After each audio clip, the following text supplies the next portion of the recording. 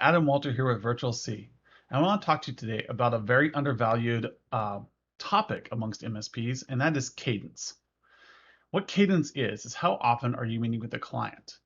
This often takes a back seat to other things such as what fires are we putting out today, or which client is the squeaky wheel, and who are we onboarding and who's got a contract coming up. These are not what should be driving your business. What should be driving your business is the cadence with the clients. This should be the backbone of everything you do, and here's why. You're going to have a series of activities every year and expectations.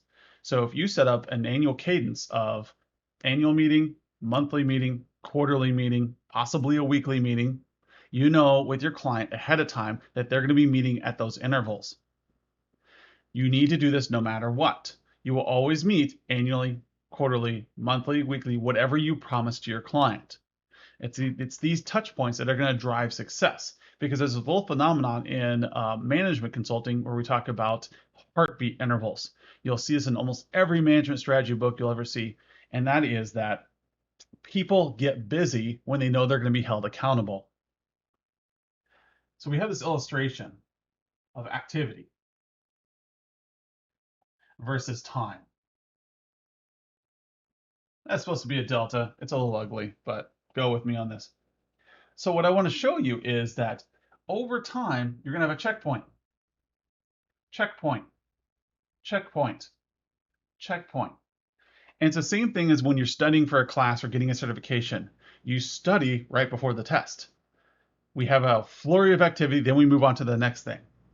It's the same thing with your clients. They're going to start creating tickets, or your engineers are going to start doing more work when they know a checkpoint's coming up, e.g., and usually with MSPs, it's the annual activity of signing on a new client. And so during these checkpoints, you're going to see the highest productivity and everything's going to get done. And you're going to find things out at these checkpoints. Now, if you're only meeting with your client annually, a whole lot of stuff is going to happen in between here. What is it? How do you find out about this? Are you hoping that your client will submit a ticket? Are you confident enough in your ticket system that things will rise to the top in appropriate priorities? Or do you think that your engineers might ignore something in lieu of a bigger fire that's going on? This is how clients get ignored. And so you say, oh, we'll start doing QBRs. Well, now you've got a whole 3-month period of time where you know nothing about what's going on inside your client other than what they call you about, or what they send texts about, or tickets or voicemails, or whatever grouping of messaging you have. Is that good enough? For some of your clients, that may be good. They may be a stable client. So you say, I'm going to go monthly. Now you only have 1 month or 4 weeks where you don't know what's going on. Is that good enough? Some clients, yes. This is overkill for them. You will find out what's going on, how to fix it, and what to prioritize at these checkpoints. This is your cadence. Some clients you may even meet with weekly. It depends on the size and how busy the client is. What can you afford? If you can have a risk tolerance of an annual cycle, it's probably a really small client where there's not much going on.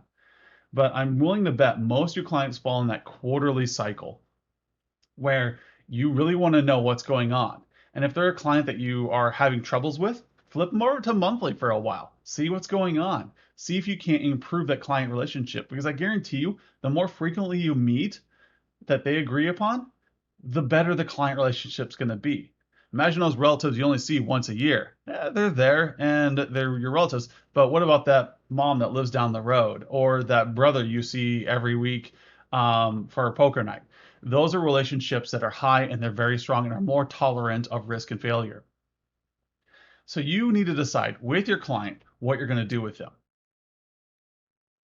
I highly recommend you come up with a cadence that works for you and your clients. Then assign the touch point to an appropriate employee in your staff, whether it's a technical account manager or a VCIO or an engineer. Somebody needs to be touching point with clients no matter what. No matter how busy things are, they need to make sure that these appointments are of the highest priority, because this is going to retain clients, help you discover more projects, and keep things under wraps so you don't have so many fires going on.